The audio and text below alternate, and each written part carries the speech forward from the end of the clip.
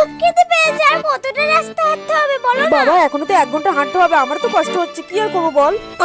এত গাড়ি? এই বাবা ওই দেখ, ওখানে সবাই খাওয়া দাওয়া করছে, মনে হয় কোনো অনুষ্ঠান বাড়ি হবে। আর খিদে তো আমারও খুব পেয়েছে। কি করি বলতো? এক কাজ করি, চল তুই আর আমি ওই ভিড়ের মধ্যে গিয়ে ঢুকে পড়ি, কেউ বুঝতেই পারবে। চল খেয়েই আসি।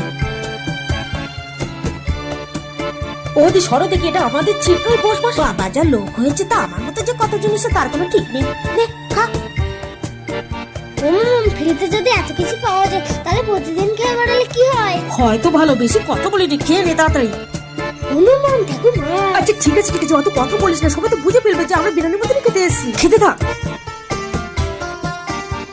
দাদা দই একটু ধরে দেবেন, ঠিক আছে? মার খেতে হবে, সবাই চলে যাচ্ছে। যাই বলিস কেন, বলে আমি ছাড়বো না। দেখলি তো কেউ বুঝতে পারলো না। চল আমার বাবার বাড়িতে।